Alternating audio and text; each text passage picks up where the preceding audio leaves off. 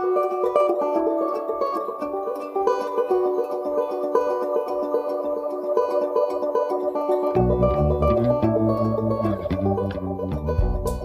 to the Lake Superior Podcast. I'm Walt Lindelof. And I'm Frida Wara. We are made stronger by story, and there's no better source than the continent's largest body of fresh water, Lake Superior. So join us as we highlight the 5 national parks that ring this greatest of the Great Lakes, meet the people, tour the places, and learn about the projects that make these parks and body of water so remarkable. This podcast made possible with the support of the National Parks of Lake Superior Foundation and Media Brew Communications. I'm Walt Lindelof. And I'm Frida Wara. Welcome to our Lake Superior podcast today. We've got an interesting one today. Frida, you were putting this one together. Tell me a little bit about it. Well, I have to tell you, the first time I ever went on a long kayak trip, it was in the Apostle Islands. And Walt, it is such an amazing collection of islands there off of Bayfield, Wisconsin. It is our gem and was our second national lakeshore behind Pictured Rocks National Lakeshore. And it became a park about 50 years ago now. So it's been around for a while. And certainly it has a long, long history, not only with Native Americans, but also with fur trade and the fishing industry. And anybody who's ever visited Bayfield also knows that that community has an art galleries and just an art vibe and the Chautauqua over there. There's so many things to do. Well, today on the program, we're talking with David Cooper. He is an archaeologist and cultural resource specialist with Apostle Islands National Lakeshore. Hello, David. Welcome to the podcast. Well, good afternoon. Thanks for having me on. We're very happy to have you here today to talk a little bit about an archaeologist and cultural resource specialist with Apostle Islands. But let's talk a little bit about you first before we get into that. Can you tell us a little bit about your growing up? I understand you grew up on a farm on northern Lake Michigan. And how did that kind of set you up into what you're doing now as a career? Tell us about it. Yeah, so it was actually an old farm. We weren't actually still farming it, but it was an old fruit orchard and had actually been one of the farms that the German POWs had worked on during World War II. Oh, okay. So there was all kinds of history just right out my back door as far as logging camps, historic farmsteads. I was on the Door Peninsula, so we're surrounded by water. So we even had shipwrecks that we were able to access and Native American sites, just a phenomenal amount of history. So that's kind of what put the hook in me. And with that, it set that hook really, really deeply. But you haven't always had a career in the Great Lakes, right, David? Yeah, correct. So I did my undergrad work at UW-Madison, and I also did some undergrad work in Britain at University of Warwick. So actually my first archaeological field work was actually working on medieval sites and Iron Age sites in Britain. And then when I came back to the States and got involved in marine archaeology, I worked on a number of Revolutionary War and Civil War sites out on the East Coast. I was with East Carolina University in Greenville, and also had the opportunity to work on a number of sites in the Caribbean. So I've got a pretty broad background as far as archaeology, but came back to the lakes and settled down here and made this my specialty. Well, you mentioned you settled back at the lakes and everything. Obviously, there's an attraction to the Great Lakes. Obviously, there's an attraction to being an underwater archaeologist. Where did that come from? Well, one of the things about the Great Lakes and the freshwater environment here is the really outstanding state of preservation that we have. And I did a lot of work on saltwater, and many of those sites there's some very cool archaeology out there, but many of them are buried under coral reefs and that sort of thing. Here in the Great Lakes, many of our shipwrecks, especially the deeper water ones, can be really remarkably intact out there on the lake bed. And even some of the ones in shallow water still have really good state of preservation, can have even paint surviving on some surfaces. So I got really fascinated with the state of preservation on the Great Lakes, and this is home. This is where I feel most comfortable. So coming back here to work on shipwrecks was kind of a dream come true.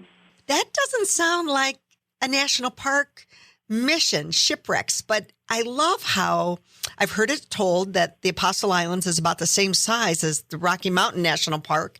It's just that you're mostly underwater. So I guess being a shipwreck specialist is really part of being that archaeologist preserving the history of the park. Yeah, I consider myself really more of a maritime archaeologist. So the whole history and archaeology of people and their use of water, whether it's people 10,000 years ago, hunter-gatherer groups, moving along the edge of these glacial environments, or, Great Lakes schooners from 100 years ago that are part of the Industrial Revolution and immigration story, or lighthouses, fish camps, fur trade sites. These are all the different ways people interacted with the Great Lakes environment, the maritime environment, and that's really what interests me. It doesn't have to be underwater, and actually a lot of the work I do now is actually above water. We're talking with David Cooper today on our Lake Superior podcast. He's archaeologist and cultural resource specialist at Apostle Islands National Lakeshore. David, tying into what you were just talking about, tell me a little bit why you feel it's important that national park properties need and have archaeologists on staff. So most parks are too small to have just an archaeologist to do archaeological work. So what happens is we end up really as generalists, which is why they use the title cultural resource manager or cultural resource specialist for my position, because I have to cover history, historic architecture, museum studies, cultural anthropology, and archaeology. So really only the bigger parks such as Yellowstone, Yosemite might actually have a full-time dedicated archaeologist. The archaeologists are often trained in a very broad spectrum of disciplines that work pretty well for the National Park Service. For example, we're trained not just in archaeological field work, but we're also trained in mapping historic sites, and that works really well for documenting historic buildings and landscapes. A lot of our base training is in cultural anthropology, and that works very well for helping to understand ethnographic groups and traditionally associated peoples, Native American groups in the national park areas. We also have training in collections management, because part of archaeology is working with artifacts and collections. So I guess my background gives me the versatility to do a number of disciplines. I'm sort of a jack of all trade and master of none, I guess is the old saying. We also, because we're field people, we're used to getting our hands dirty, and that's pretty important in the national parks, because a cultural resource manager may also be called upon to work firefighting or search and rescue or maintenance and trail clearing. We have a pretty small staff, so we all have to do a little bit of everything. So I'll help out the maintenance crew when needed. I'll help out the law enforcement rangers when needed. We all work together.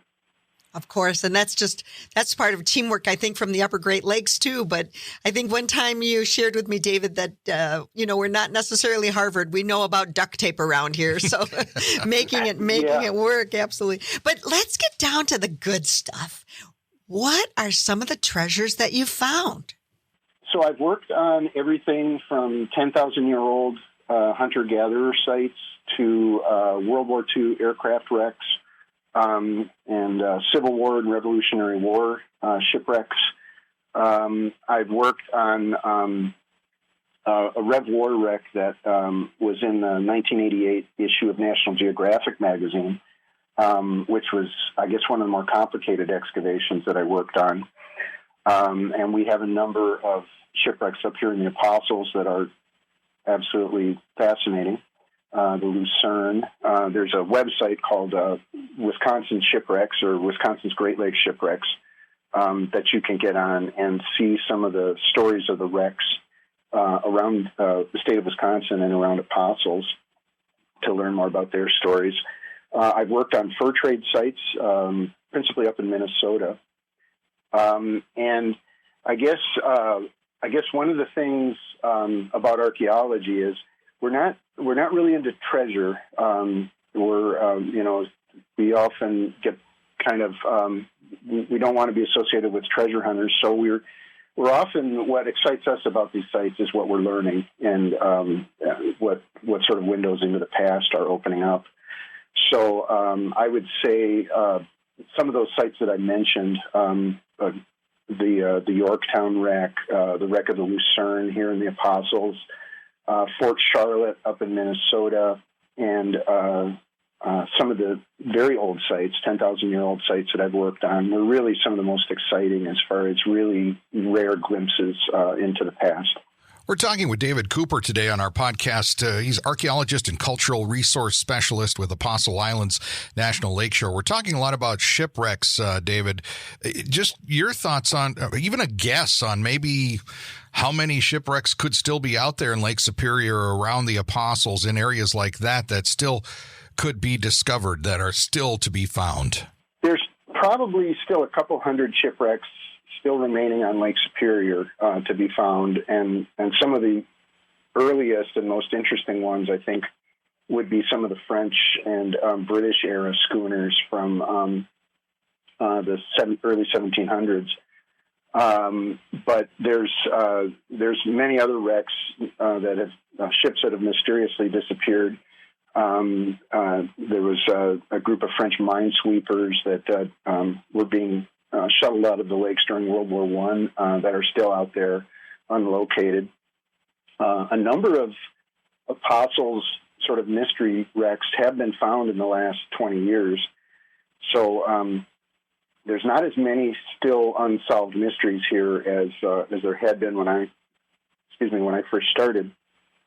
But there's still probably 10 to 20 sites here in the islands that are ships that are probably still out there, not yet been found, of various sizes, some smaller fish tug-sized vessels, all the way up to passenger steamers. David, if I am a diver, do I need a special permit to go looking for shipwrecks in the Apostles? Well, the park only covers a quarter-mile boundary around the islands. So we do have a permit system for diving in the park, but many of the wrecks are outside of that quarter-mile boundary. They're in state waters, and so there's no need to have a permit to dive on the wrecks.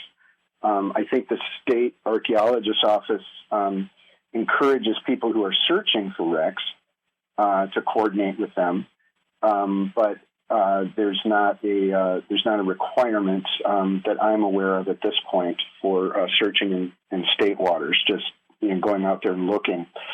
What a permit is required for is for actually removing artifacts. So you'd have to work with the state, and if it's in the park, work with the Park Service to get permission to do archaeological excavation or artifact recovery. Talking with David Cooper today. He's an archaeologist and cultural resource specialist.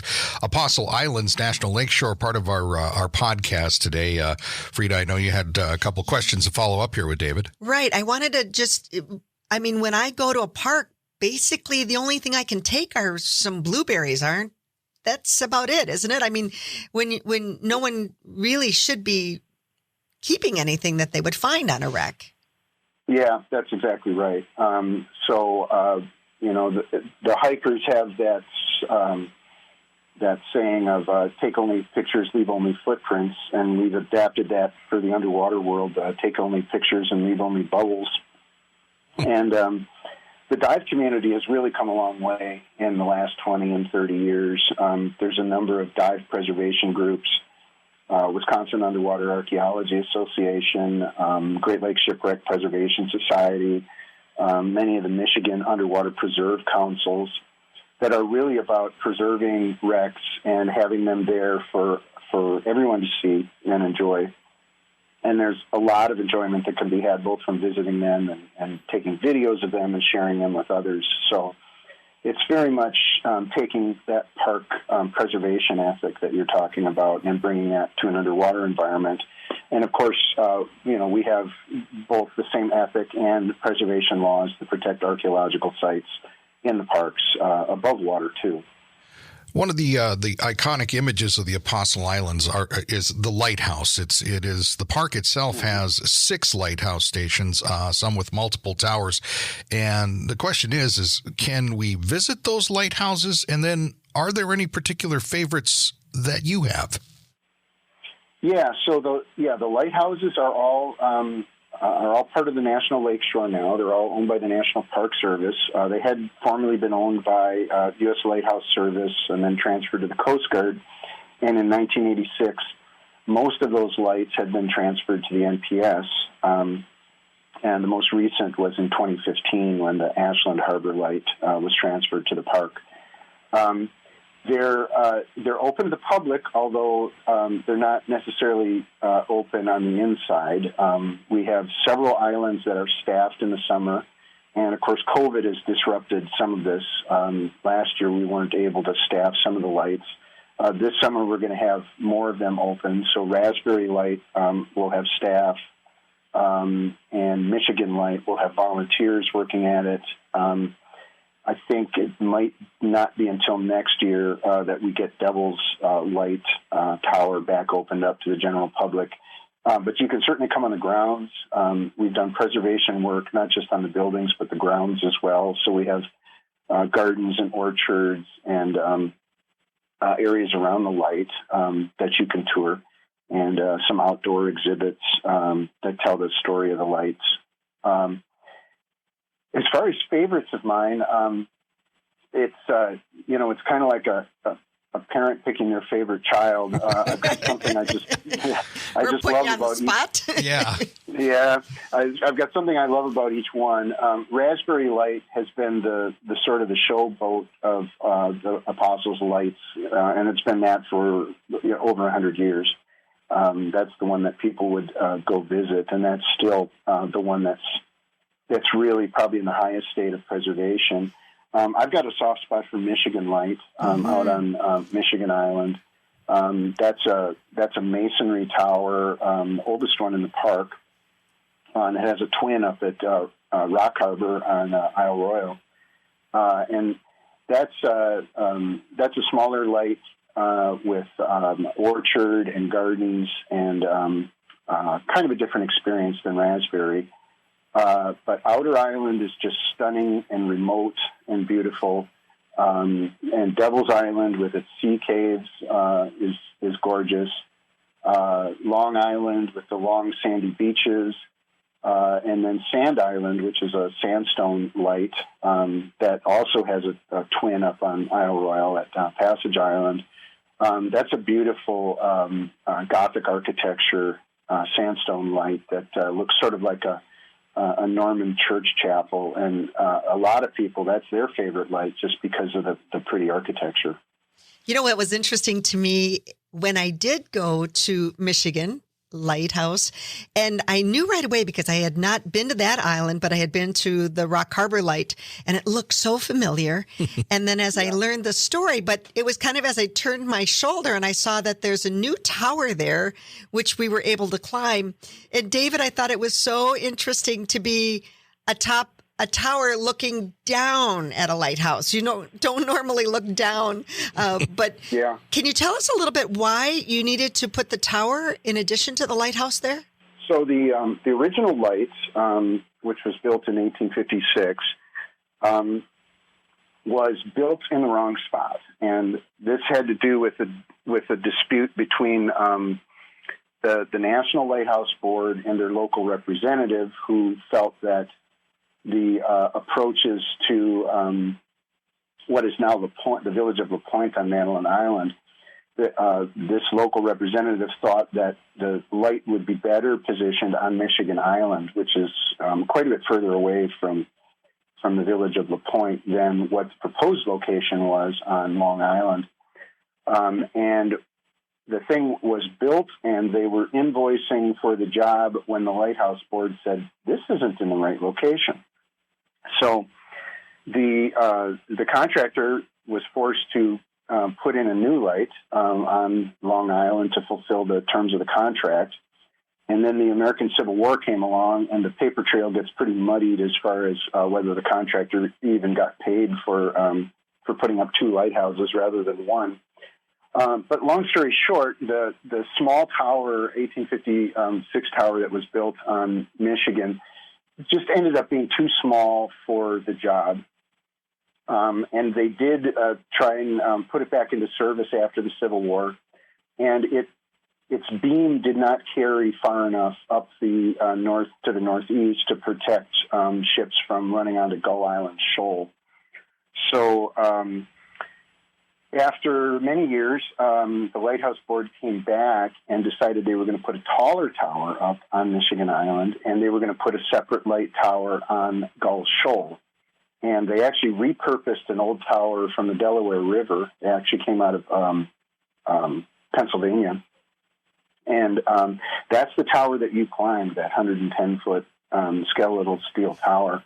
That was actually a range light tower from the Delaware River that had been repurposed, disassembled, brought to the Great Lakes, and reassembled there in 1929. So it gave much better visibility and reach, I guess you'd say, to that light. And then the old light at that point was taken out of service and basically just became the assistant keeper's quarters for the expanded light station. And they built the new keeper's quarters and some other ancillary buildings at that point in 1929. So that's why there's 2 towers there.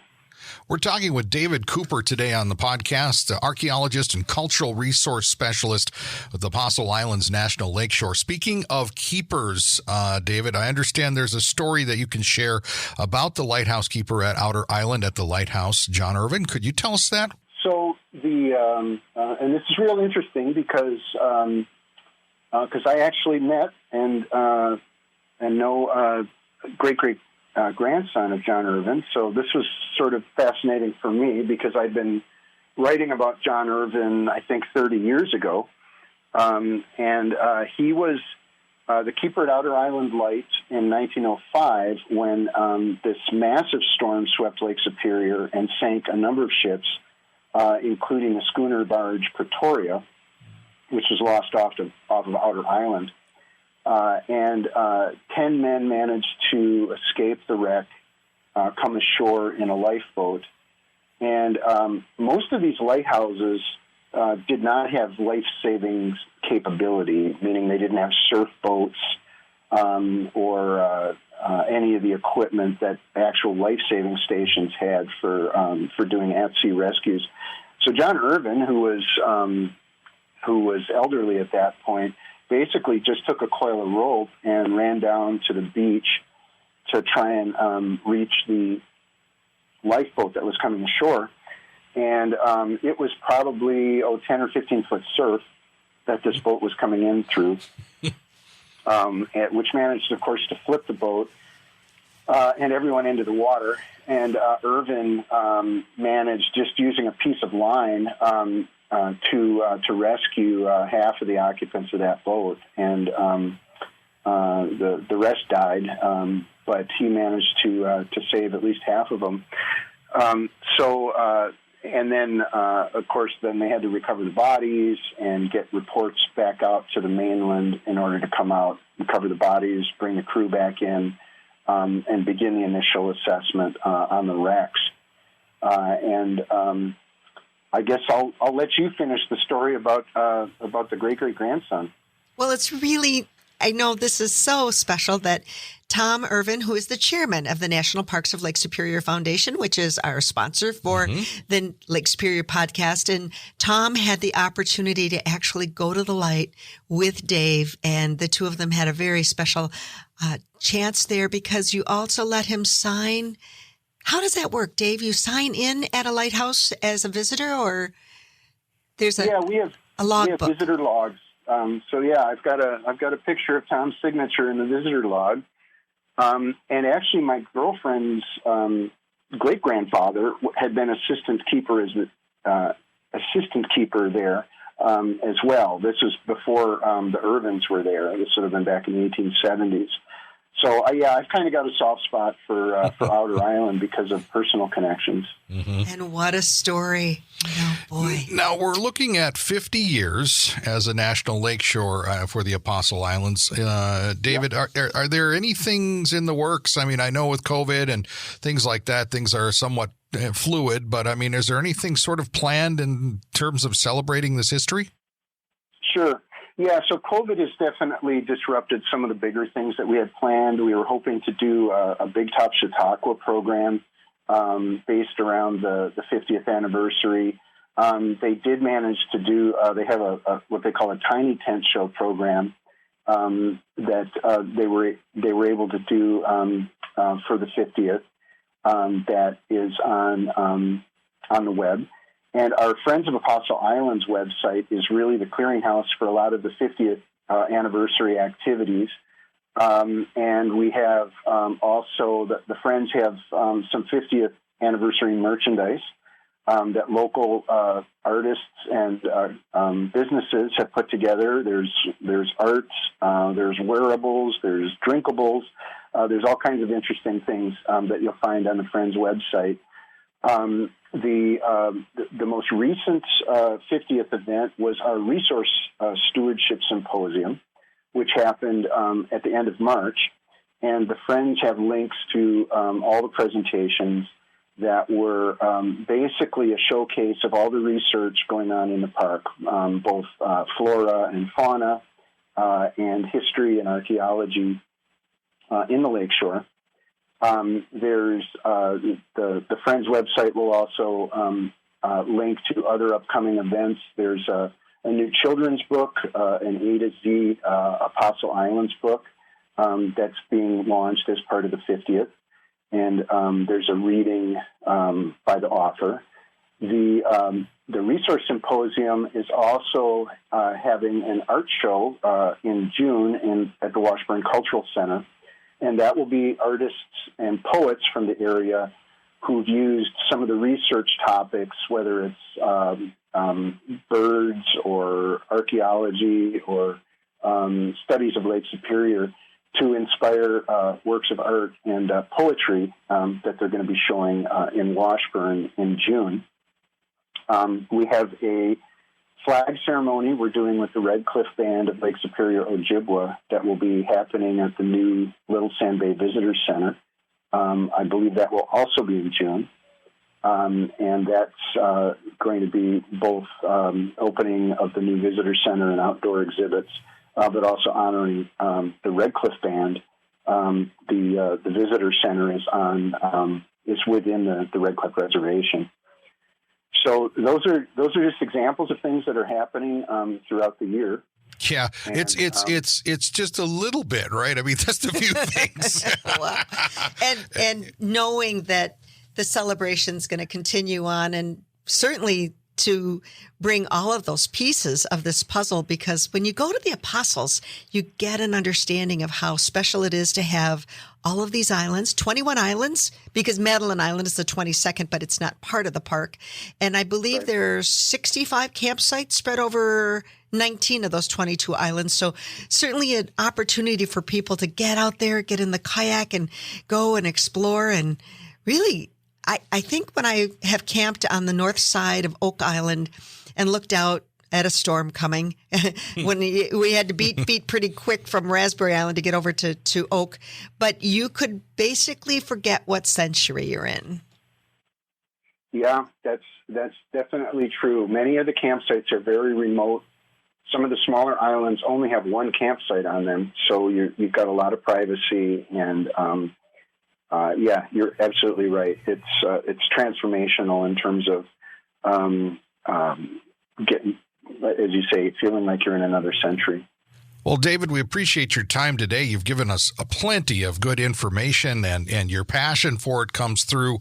You know, everybody we've talked to so far on this podcast, David, has been someone that obviously really appreciates doing what they do and has a passion for it. This came through with your conversation again, and you know, it's really been a pleasure chatting with you today. Well, thanks so much. I love talking about apostles, and be happy to check in with you at a future date. Happy to do it with you. We certainly appreciate your time. Gonna come see you. Yep. Bye-bye. Okay, deal. Goodbye. David Cooper, archaeologist and cultural resource specialist with the Apostle Islands National Lakeshore. You know, Frida, one of the things, and we didn't really get into it too much with David, but he alluded to it in these conversations, that these islands exist, these shipwrecks are there, these lighthouses are there. There's this history that there were men and women, people out on the big lake, trying to make their way through and traversing their way through. And there's all that history, some loss, some success, and there's really just a lot just by going there and taking it in. I think one of the secrets when you go to a place like that is you stop.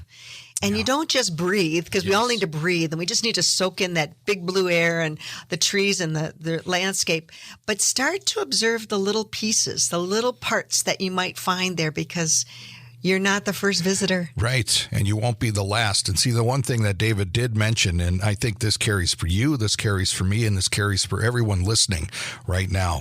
He said, I'm here because I'm comfortable here. This is where I'm the most comfortable, by the Great Lakes, by Lake Superior, by all of that enjoyment outside. I need it. You need it. We'd be lost without the big lake. And that's why we do this every time we can.